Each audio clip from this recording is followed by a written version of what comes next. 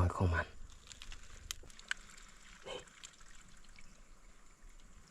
ลักษณะคือมีสัตว์ที่มันตายบริเวณนี้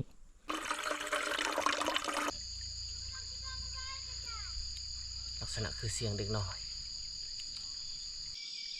ทุกคน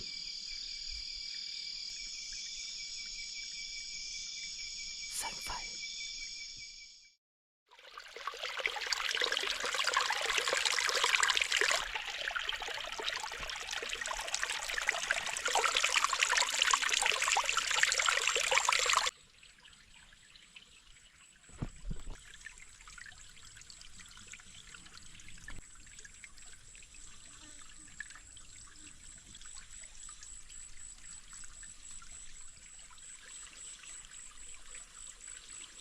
กับทักทายสบายดีพ่อแม่พี่น้องเบิดสู่คู่สู่คน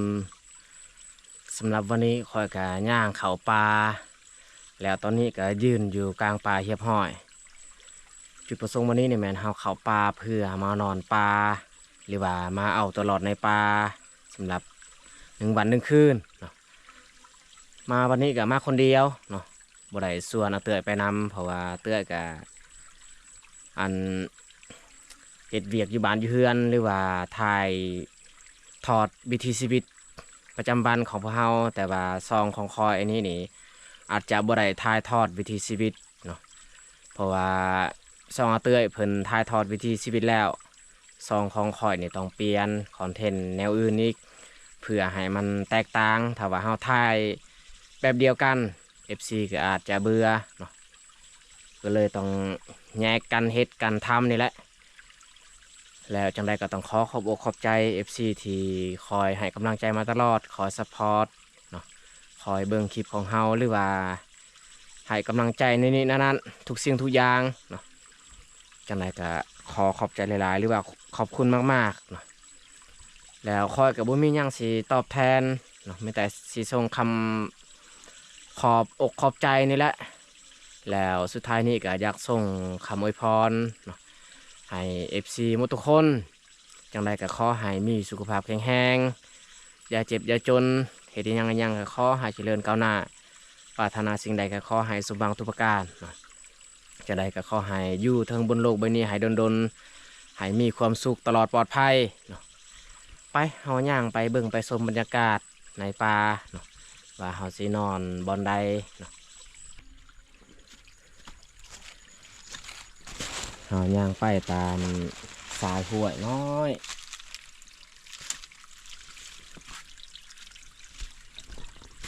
เบื้องนี้ก็จะเป็นหน้าผาค่อนข้างสูงนี่โกนใหม่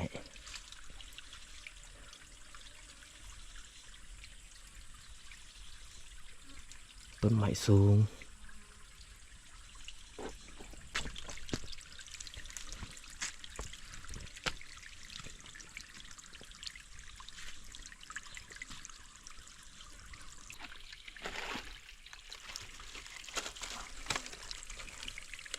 หางนกทุกคน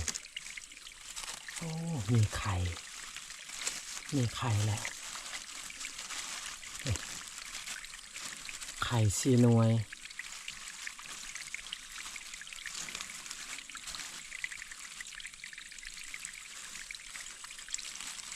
ก็เขาเห็นมันบินหนี้บางที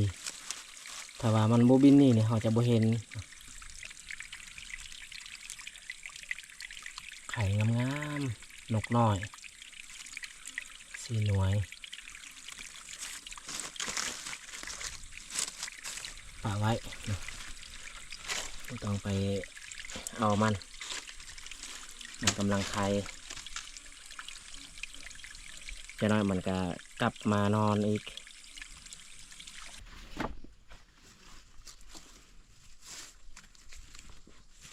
อากาศอยู่ในตามแคมแม่น้ำมันนี่ก็เย็นทุกคนเลยอีกอย่างก็ส่วง3 โมงแรงนี่อากาศค่อนข้างเย็นแล้วเพราะว่าบอลที่ต่ำแบบนี้นี่ตะเว้นมันบ่ถึกซองแล้ว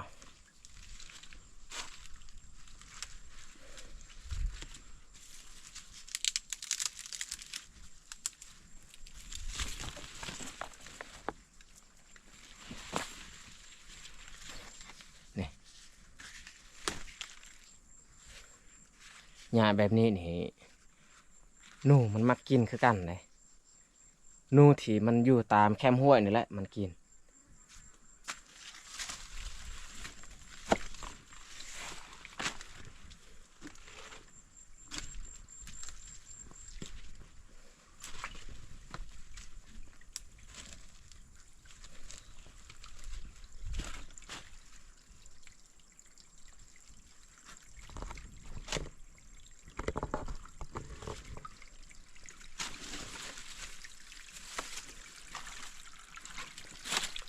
เขียดน้อยมันกระโดดเลยนี่ทุกคนเห็นบ่นี่พ่น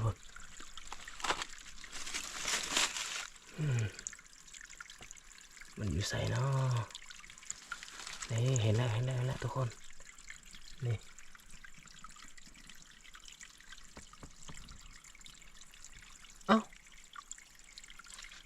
มันนี่ไหวขนาดน้ำขุ่นนี่ครับบ่เห็นแล้วทุกคนเลย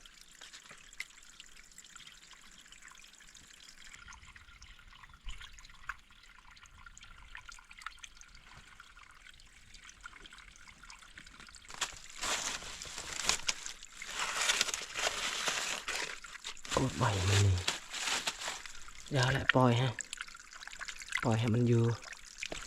เขียดมันน้อยถ้าว่าตัวใหญ่เนี่ยเขาสิจับเอา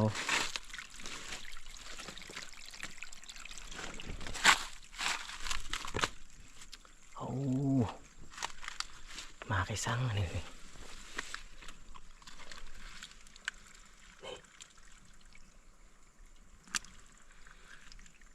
มันเน่าแล้ว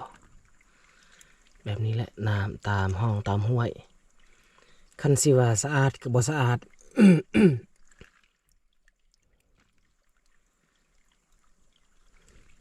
เพราะว่ามีใบไม้หรือก็มากไม้ที่มันหล่นลงมามันก็เน่า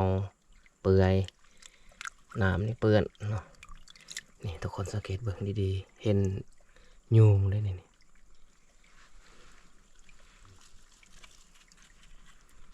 หอยสัตว์ป่านี่แมนเลยนี่หอยสัตว์ป่าขึ้นเถิง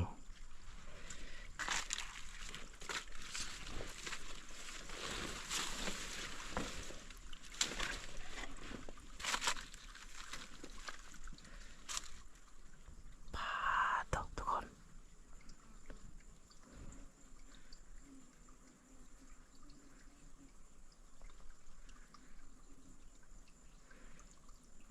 เงียบเลยแมงต่อมันบินไปบินมา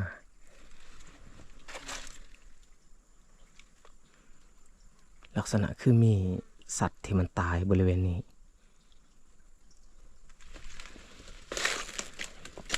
อันนี้สัตว์ป่าเลยมากินนี่กล้วยต้นกล้วยป่า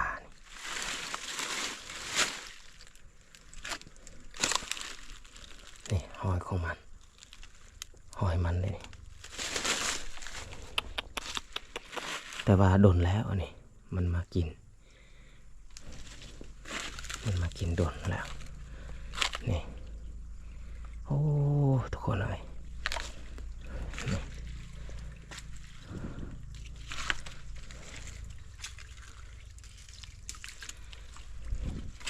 ไข่เคียดนี่มันมาวางปะไข่ของมันบ่ต้องลิ้นให้มันอยู่มันขยาย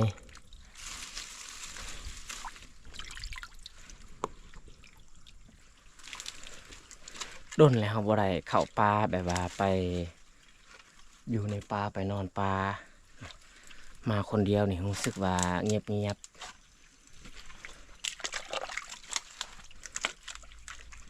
ถ้าว่าเราได้ไปตลอดก็ธรรมดาเนาะบ่ค่อยได้รู้สึกอิหยัง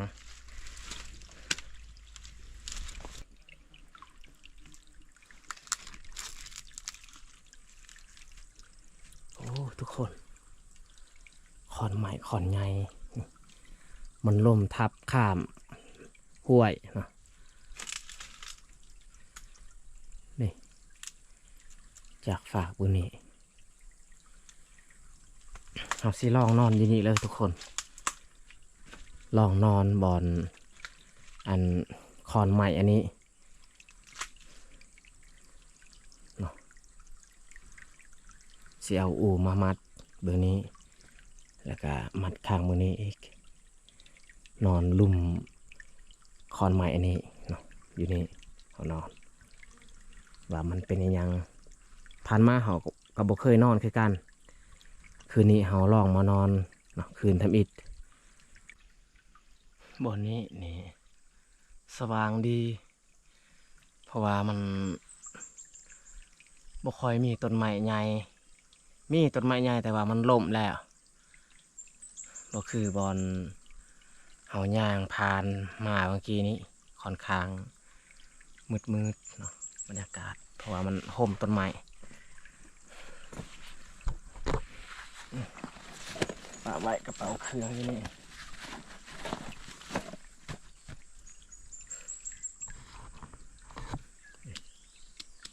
โอ้บอนนี้เขาจะเอาตัดเลยนี่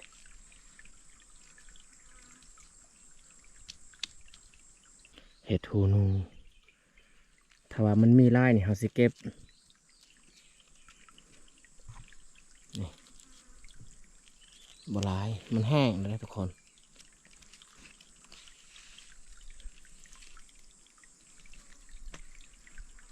ขอนไม้อันนี้หรือว่าต้นไม้นี่นี่ใหญ่เติบพอดีเขาอุ้มหอบ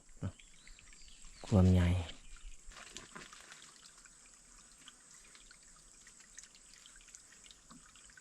สำหรับพื้นที่ที่เราจะมานอนมาพักคืนนี้นี่มันน่าจะปลอดภัยเนาะน่าจะปลอดภัยเพราะว่า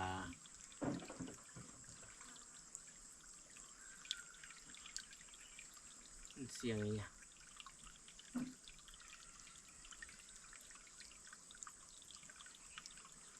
มันน่าจะปลอดภัยเพราะว่า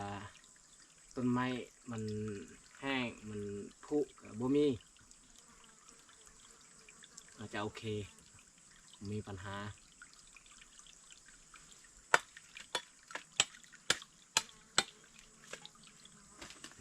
ที่ลองเอาอูมามัดไปก่อนเนาะ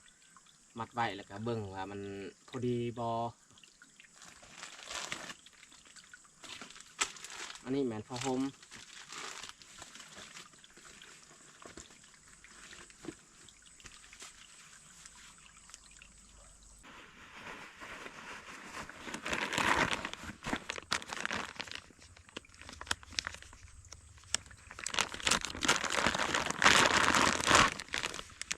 สายอู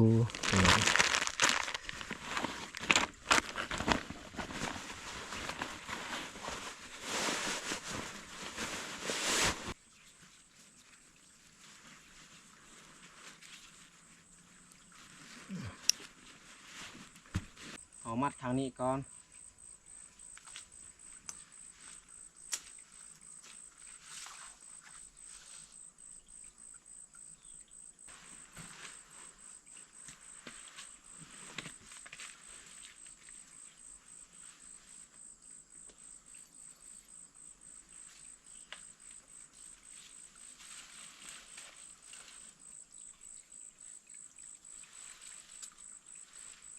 สำนี้น่าจะโอเค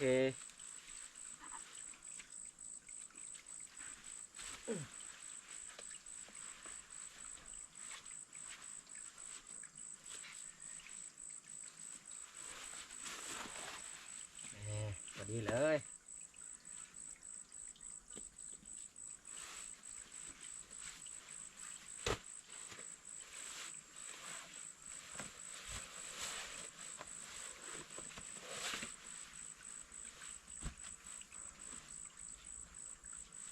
คักเลยกลางคืนนี่ถ้าว่ามันบ่เห็นเฮานี่มีโอกาสเลยนู่มันแลนข้ามห้วยตามคอนไม้อันนี้ น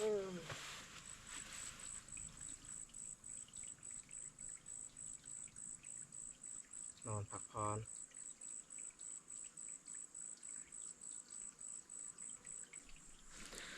บอนที่คอยนอนนี่สว่างดีเกลี้ยงบ่มีห่มไม้เลยแม้แต่คอนไม้อยู่นี่นะมันบังหน้าเฮา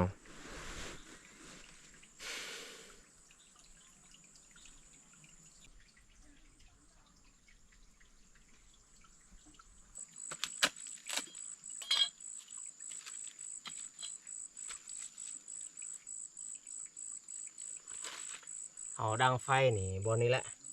ไก่ที่นอน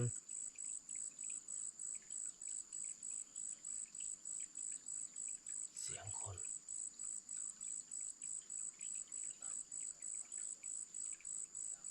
เสียงคนเบากัน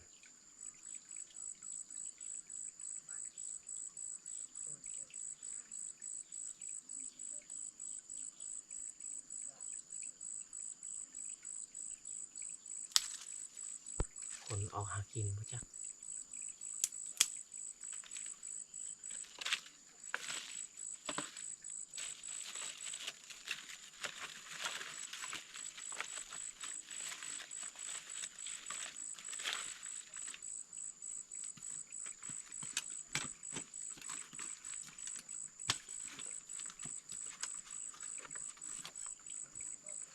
ที่จุดไฟเดียวอากาศมันสีมืดก่อน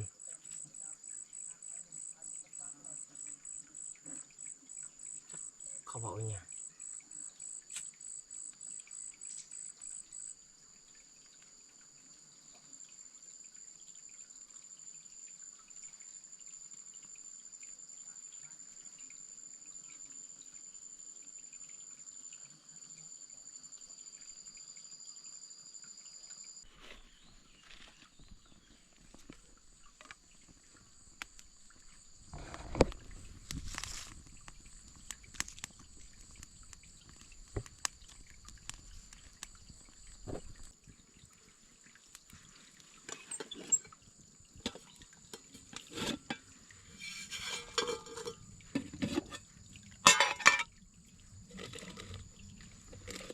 สำหรับอาหารแรงวันนี้ก็ไม่แต่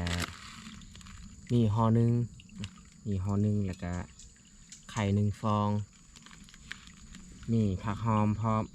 เอามากินแบบง่ายๆแต่สำหรับอยู่บ้านเฮานี่กินแบบนี้นี่ดีสุดแล้วแบบว่าอยู่บ้านเฮานี่ซะหน่อยเขาจะได้กินแบบประเภทอาหารจากตลาดส่วนใหญ่นี่เขากินแบบจากธรรมชาติแต่ว่าเฮามากินแบบนี้ก็ดีที่สุดแบบว่ากินง่ายเฮ็ดง่าย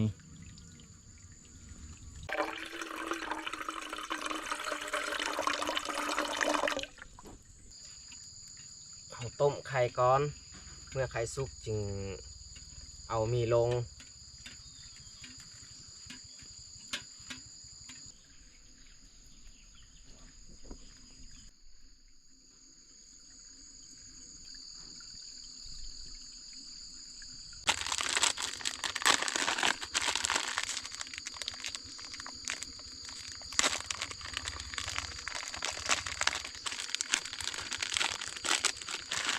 อันนี้แมนมีเวียดก็เต็มแต่หนังสือเวียดอยู่บ้านเฮานี่ทงหนึ่ง5,000 กีบ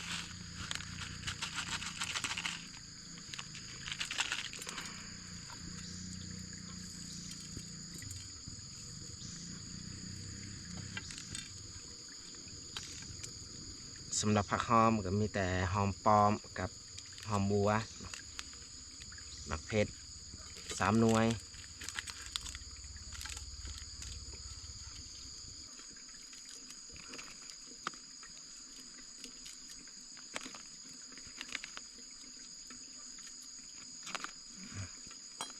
หมักเผ็ดนี่ใส่ก่อน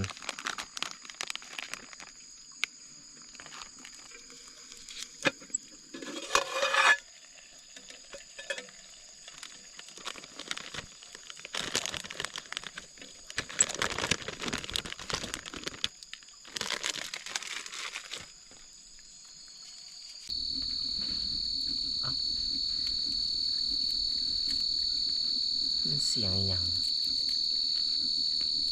เสียงคือสัตว์นักล่า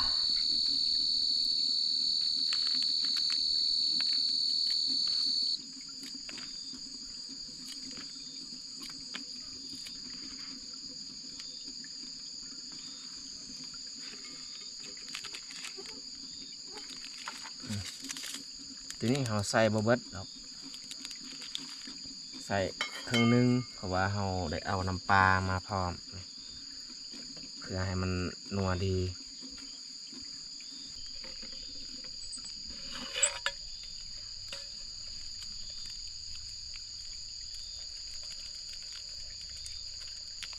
ใส่สำนี้แหละน้ำมันใส่น้อยนึงต้องใส่หลาย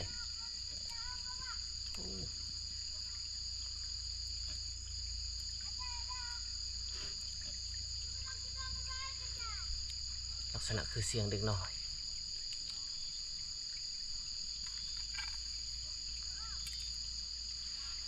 เอามีลงเลยจะเขามาให้ได้ยังยามมืดๆค่ำๆแบบนี้บอกว่าคนออกหากินคันเขาออกหากินนี่เขาอยู่แบบมืดๆนี่อันตรายเลยทุกคนเลยคันมีคนออกหากินนี่เขาต้องไต่ไฟถึงเขาหูถ้าว่าเขาอยู่แบบมืดๆนี่เขาคิดว่าสัตว์ป่า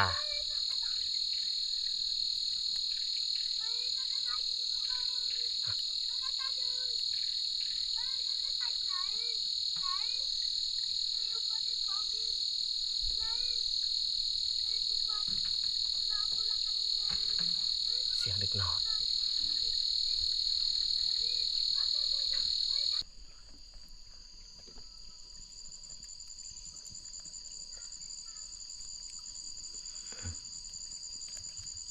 ใส่เส้นนี้แหละใส่ลายยัดเค็มอีก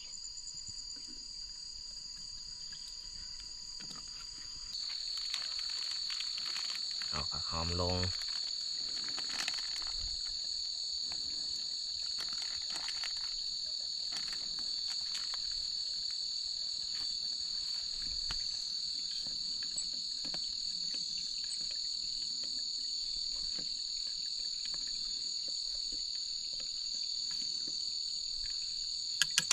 โอเคสุกแล้ว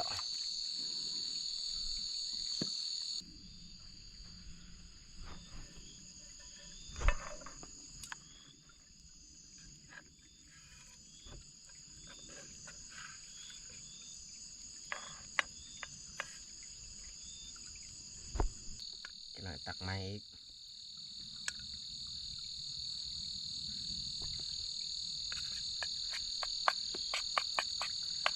ให้มันเย็นไป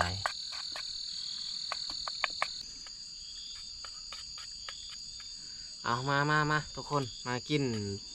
ลวกมี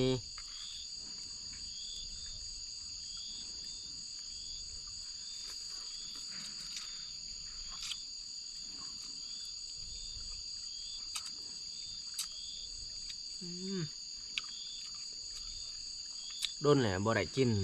ลวกมีรู้สึกว่าแสบส่วงไปเฮียนเวียดนี่จะเกือบทุกแรงเลยกินลวกมีเพราะว่าเขาเลิกจากเฮียนรู้สึกว่าหิวเขาวลวกมีกินก่อนแล้วจึงคอยออกไปเล่นกีฬาอีก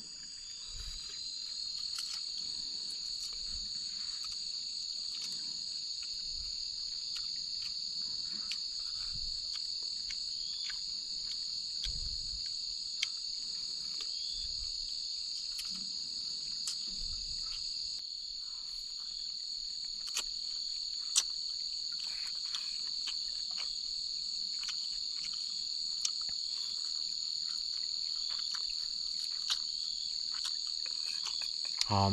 ผักหอมป้อม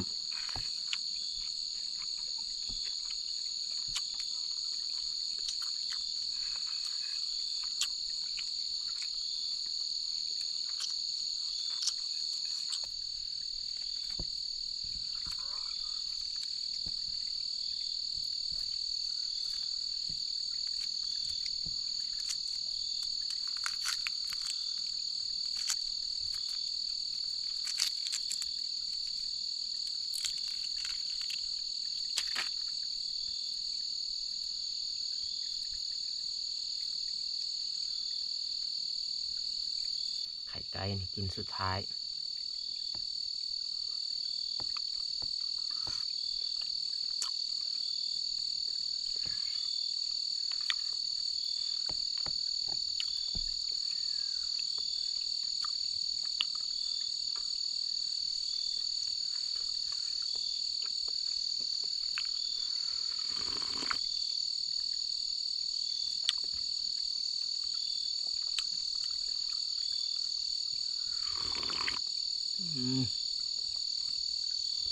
มีแห้ง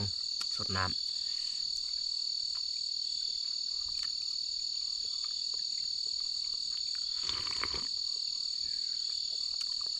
เขากินไข่ไก่สีเหลืองถ้าว่าเขาผสมน้ำเนี่ยมันแค้นคอ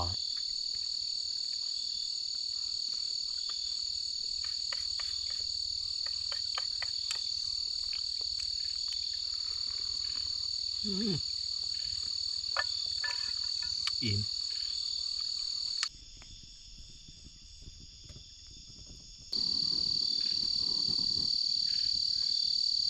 เสียงที่เขาได้ยินก็มีแต่เสียงเคียดมันหอกนะเบื้องเทิงเขานอน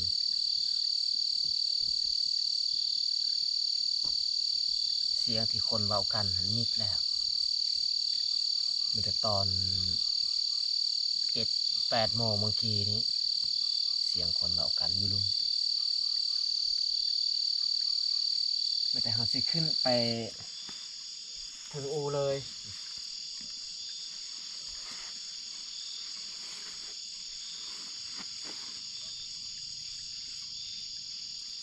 เขานอนอยู่นี่กับทันสิบาบ่ปลอดภัยกับปลอดภัยน้อยนึงเพราะว่ามันอยู่สูงแน่บ่ได้นอนติดกับพื้นเลยแต่ว่าเขานอนติดพื้นนี่ก็อันตรายตัวนี้นะจะใครในกลัวเขานอนพื้นถ้าว่าเขานอนแบบเขาปิดไฟจะหน่อยนี่มีโอกาสเลยนู่มันแลนจากเบื้องนี้หาไปเบื้องนั้นหรือว่าจากเบื้องนั้นหาไปเบื้องนี้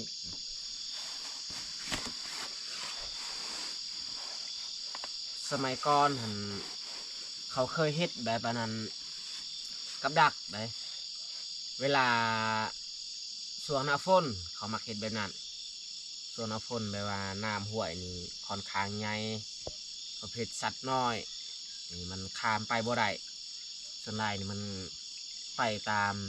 เครือไม้หรือว่าคอนไม้ที่มันล้มทับกลางห้วยแบบนี้เขาเจ้าใส่กับดักไว้อยู่เทิงมันทึกได้พยายามเบิ่งทุกเช้าแต่ว่ายุคนี้นี่เขาบ่ค่อยได้เฮ็ดแบบนั้นแล้วเขาซื้อกับแบบ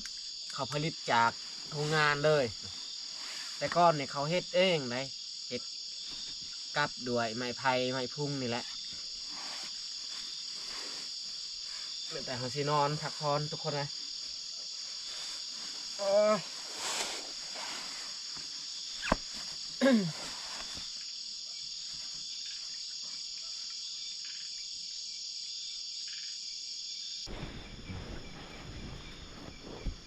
ผ้าห่มบางๆแต่ว่าผ้าห่มอุ่น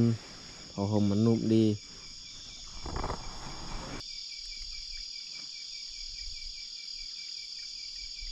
นี่ครับทุกคนเลย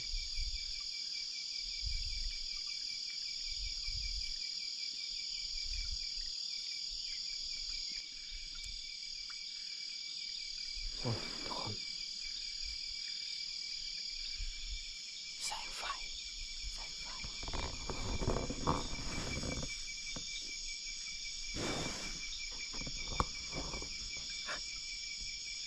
แสงไฟทุกคนเลยเพราะว่าในบ้านเดี๋ยวยินเสียงเมื่อกี้นี่ถ่ายทุกคนเลย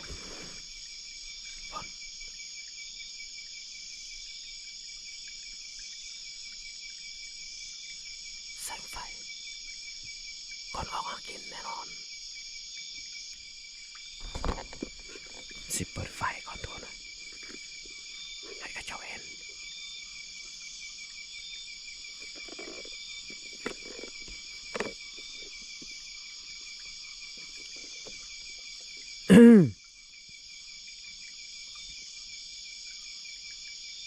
มีคนนอนอยู่นี่เด้อ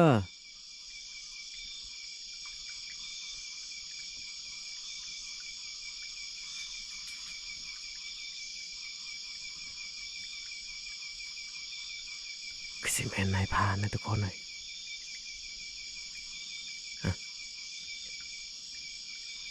บ่ทาว่าองค์กีนี่มิดเลยบ่เห็นเลยไฟหั่นโอ้ทุกคนเลย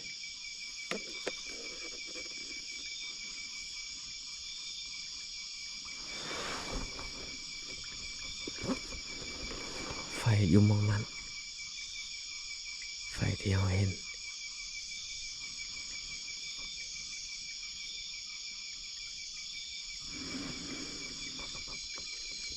โอ้ตายตายตายตายแบบนี้แหละเวลานอนป่าเนี่ยอันตรายเลยทุกคนเลยถ้าว่าเราบ่ส่งสัญญาณให้ข้าเจ้าได้ยินเสียงเอามาพักมานอนในป่า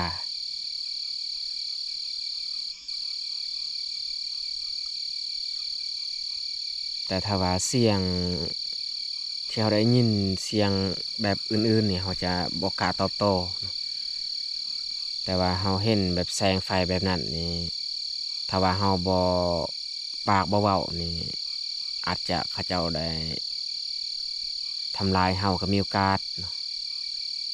โดยเฉพาะในแม่นายพรานเนาะนายพรานถ้าว่าเขาได้ยินเสียงคนนี่เขาเจ้าอาจจะหนีไปทางอื่นสำคัญสุดในเวลาเข้าป่านี่ถ้าว่าเราได้ยินเสียงปืนนี่บ่ต้องไปแบบว่าบ่ปากบ่เว้าได้อันตรายสุดเนาะถ้าว่าเราได้ยินเสียงปืนอยู่กลางป่าเนาะเราต้องมีการปากการเว้าอยู่ในป่าเนาะเพื่อเขาเจ้ารับรู้ว่ามีคนอยู่แถวนั้นอันนี้ก็แสงไฟเนาะคนออกหากินนี่หลายได้นายพรานออกหากินอืม นอนก่อนทุกคนเลยปิดไฟแล้วน่าจะบ่มีปัญหาเราส่งเสียงเมื่อกี้ก็บ่เห็นแล้วแสงไฟแสงโคม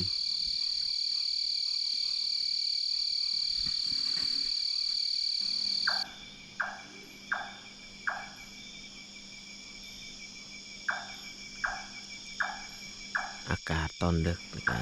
เริ่มเย็นเข่าแล้วยินแต่เสียงเคียดมันห้องเสียงจีรอจิงลีดเสียงอันอื่นน่ะบ่ยินเลย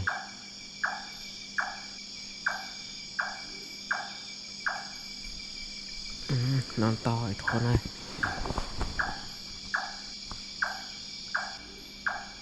ตอนดึกๆนี่มีเสียงนกแบบนั้นอีกมาห้องนกชนิดนั้นนี่มันมักห้องแต่ตอนกลางคืนมันห้องกลางเว้นมันก็บ่ได้ห้องนกชนิดนั้นนี่เป็นนกที่เขาจัดประเภทนกพีเนาะที่มันห้องตอนกลางค่ำกลางคืน